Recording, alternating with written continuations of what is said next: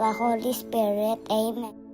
I believe in God, the Father Almighty, creator of heaven and earth, and in Jesus Christ, his only Son, our Lord, who was conceived by the Holy Spirit, born of the Virgin Mary, suffered under Pontius Pilate, was crucified, died, and was buried. He descended into hell. On the third day he rose again from the dead. He ascended into heaven, and is seated at the right hand of God the Father Almighty. From there he will come to judge the living and the dead. I believe in the Holy Spirit, the Holy Catholic Church, the communion of saints, the forgiveness of sins, the resurrection of the body, and the life everlasting. Amen. Our Father, who art in heaven, hallowed be thy name. Thy kingdom come, thy will be done on earth as it is in heaven. Give us this day our daily bread, and forgive us our trespasses, as we forgive those who trespass against us. And lead us not into temptation, but deliver us from evil. Hail Mary, full of grace, the Lord is with thee. Blessed art thou amongst women, and blessed is the fruit of thy womb, Jesus. Holy Mary, Mother of God, pray for us sinners now and at the hour of our death. Amen. Glory be to the Father, and to the Son, and to the Holy Spirit, as it was in the beginning, is now, and ever shall be, the world without end. The Sorrowful Mysteries. The agony in the garden. Jesus accepts his suffering and shows obedience to God's will, even in fear and sorrow. The Scourging at the Pillar. Jesus is weak for our sins, teaching us repentance, purity, and sacrifice. The crowning with thorns. Jesus is mocked and crowned with thorns, showing humility and courage during humiliation. The Carrying of the Cross. Jesus carries his cross, showing perseverance, strength, and love through suffering.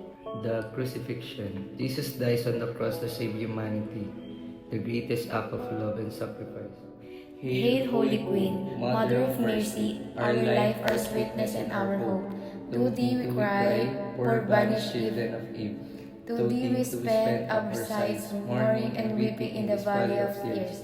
Turn then, most gracious Advocate, thine eyes mercy toward us, and after this our exile, show us unto blessed fruit thy womb, Jesus. O clement, O loving, O sweet Virgin Mary.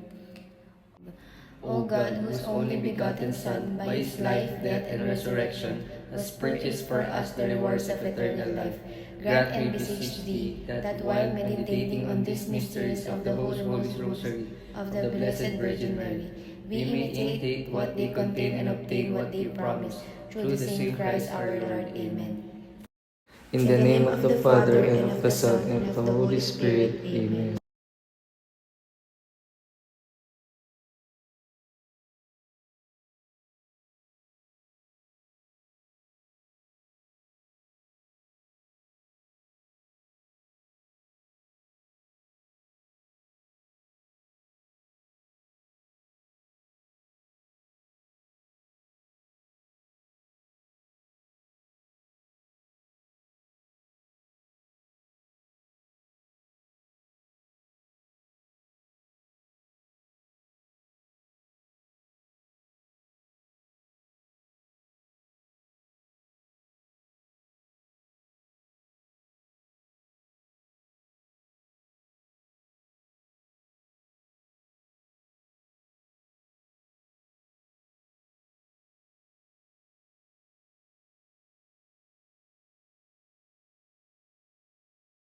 In the name of the Father, and of the Son, and of the Holy Spirit. Amen.